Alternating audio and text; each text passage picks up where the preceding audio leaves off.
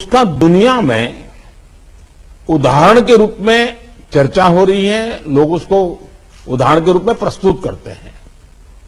आज भारत में 96% से ज्यादा केसेस रिकवर हो चुके हैं। फैटेलिटी रेट में भी भारत दुनिया के उन देशों की लिस्ट में है जहां ये रेट सबसे कम है। देश और दुनिया में कोरोना की स्थिति को सामने रखते हुए जो प्रेजेंटेशन यहां दिया गया, उससे भी कई अहम पहलू हमारे सामने आए हैं।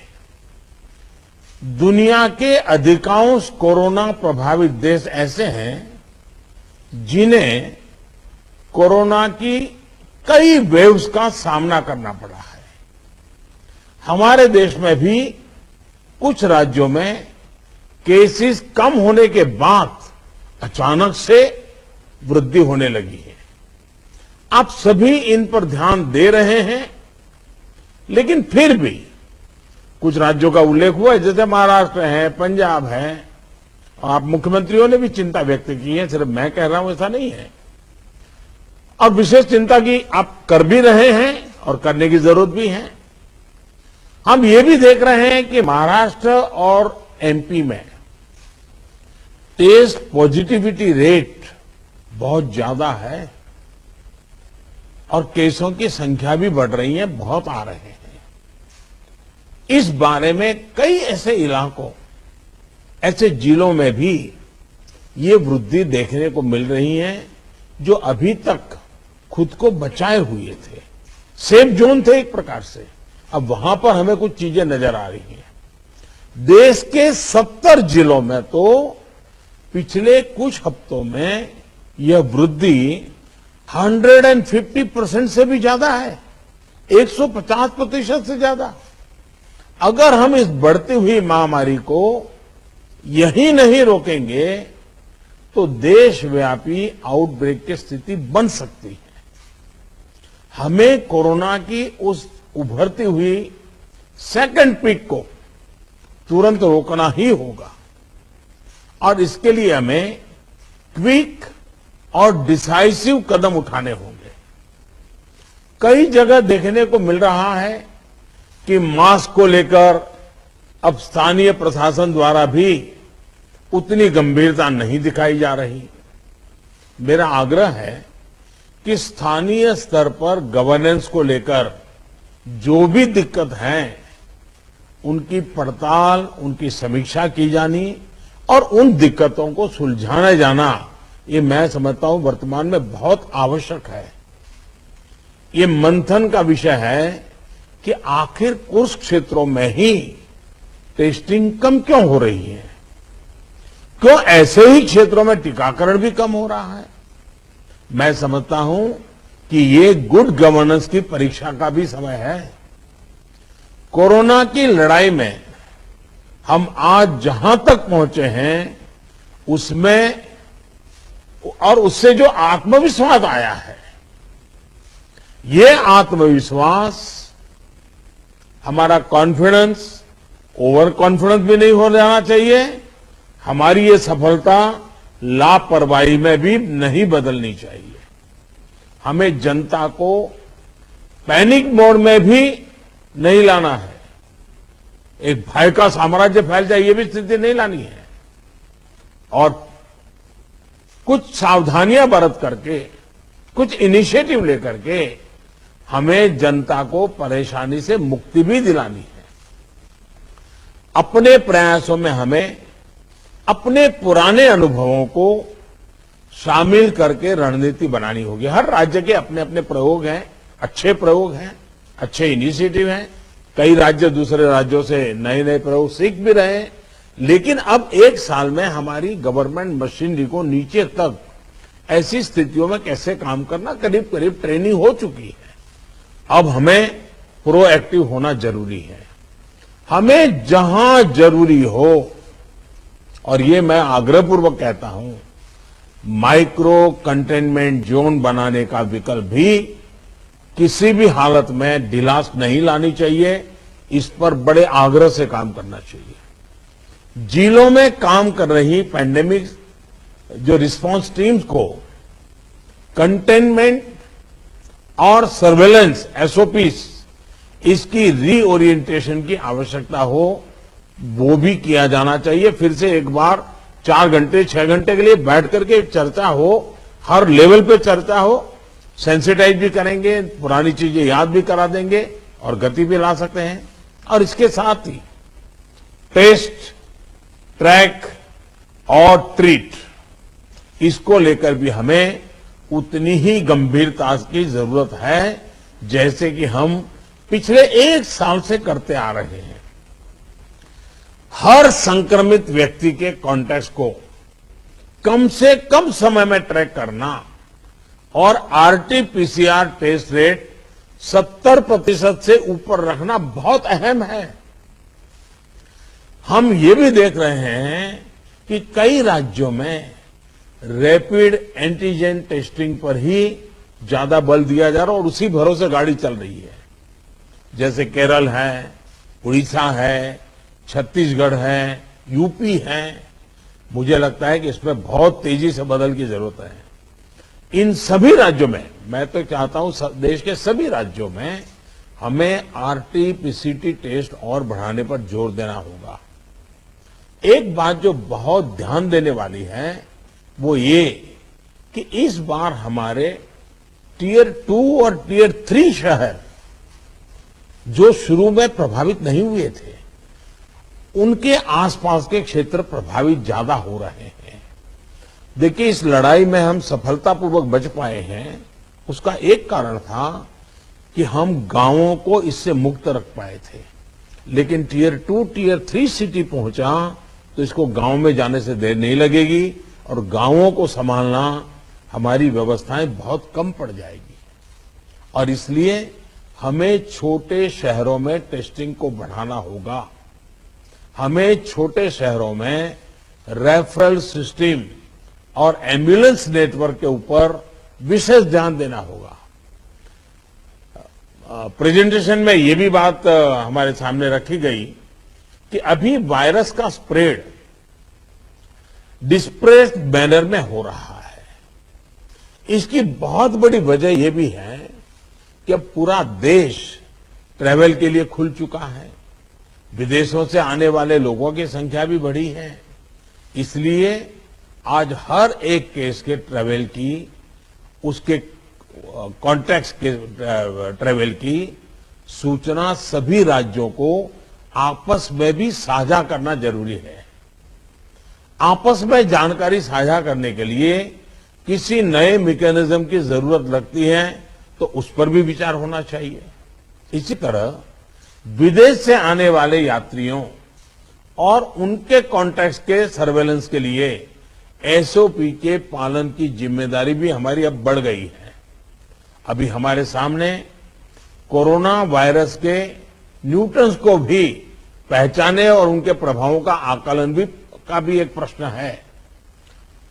आपके राज्यों में आपको वायरस के वेरिएंट का पता चलता रहे, इसके लिए भी जीनोम सैंपल भी टेस्टिंग के लिए भेजा जाना उतना ही अहम है। साथियों, वैक्सीन अभियान को लेकर कई साथियों ने अपनी बात रखी। निश्चित तौर पर इस लड़ाई में वैक्सीन अब 1 साल के बाद हमारे हाथ में एक हथियार आया है। ये प्रभावी हथियार है। देश में वैक्सीनेशन की गति लगातार बढ़ रही है। हम एक दिन में 30 लाख लोगों को वैक्सीन करने के आंकड़े को भी एक बार तो पार कर चुके हैं। लेकिन इसके साथ ही हमें वैक्सीन डोसेज वेस्ट होने की समस्या को बहुत गंभीरता से लेना चाहिए। तेलंगाना और आंध्र प्रदेश में 10% से ज्यादा वैक्सीन वेस्टेज है। यूपी में भी वैक्सीन वेस्टेज करीब करीब वैसा ही है। वैक्सीन क्यों वेस्टेज हो रही है, इसकी भी राज्यों में समीक्षा होनी चाहिए और मैं मानता हूं हर रोज शाम को इसकी मॉनिटरिंग की व्यवस्था रहनी चाहिए और हमारी सिस्टम को प्रोएक्टिव लोगों को कांटेक्ट करके एक साथ इतने लोग मौजूद रहें ताकि वैक्सीन दे, वैक्सीन वेस्टेज न जाए, इसकी व्यवस्था होनी चाहिए।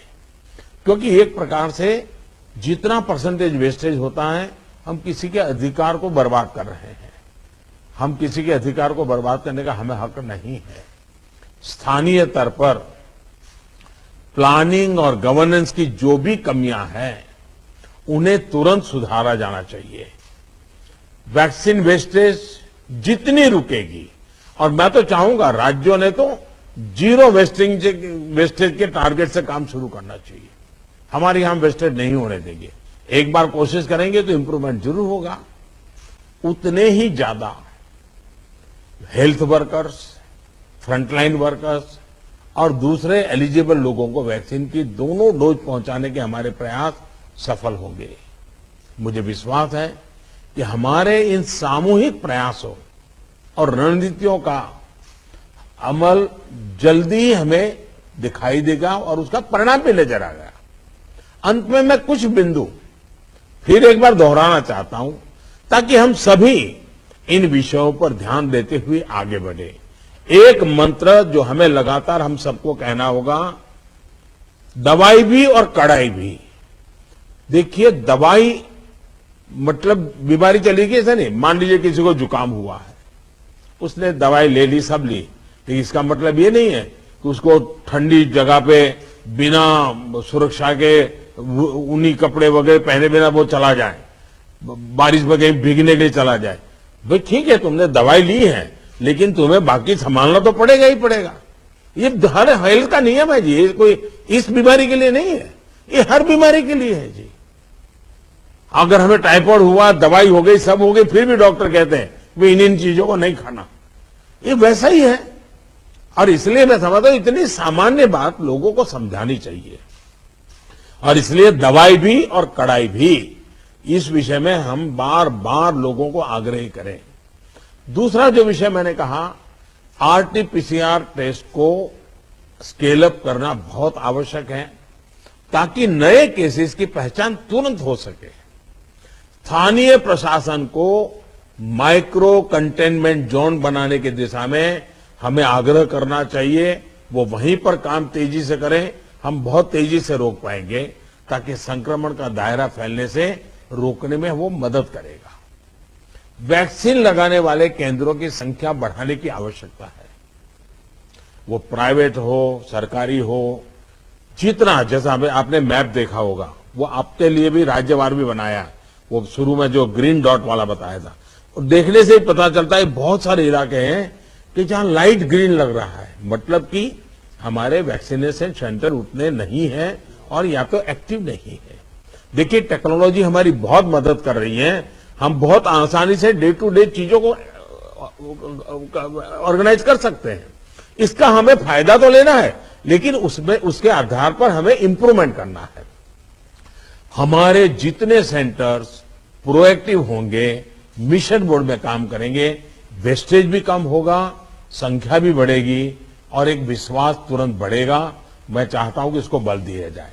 साथ ही एक बात हमें ध्यान रखनी होगी, क्योंकि ये वैक्सीन निरंतर प्रोडक्शन हो रहा है और जितना जल्दी हम इससे बाहर निकले, हमें निकलना है।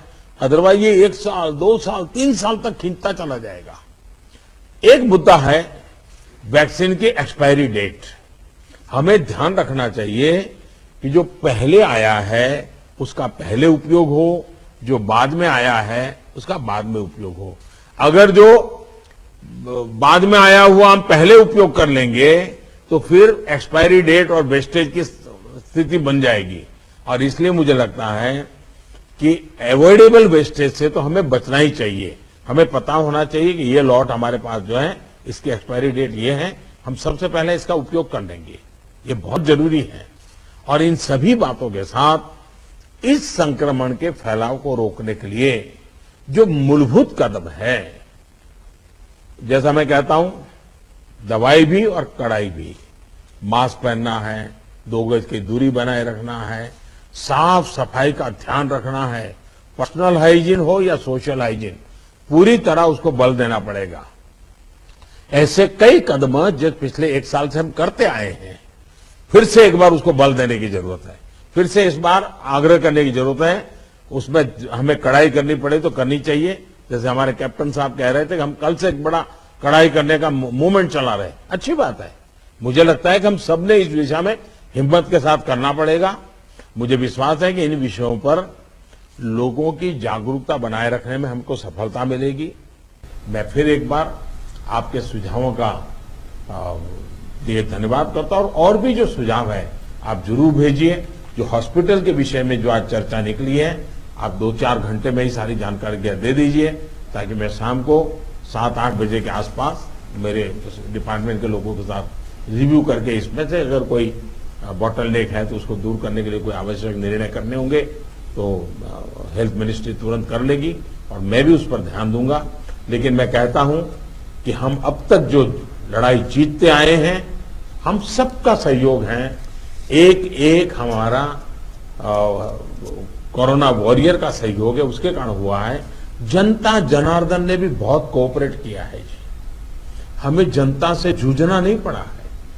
हम जो भी बात लेते गए, जनता ने विश्वास किया है, जनता ने साथ दिया है और भारत विजयी हो रहा है 130 करोड़ देशवासियों की एक जागरूकता के कारण, 130 करोड़ देशवासियों के सहयोग के कारण, 130 करोड़ देशवासियों के कोऑपरेशन के कारण।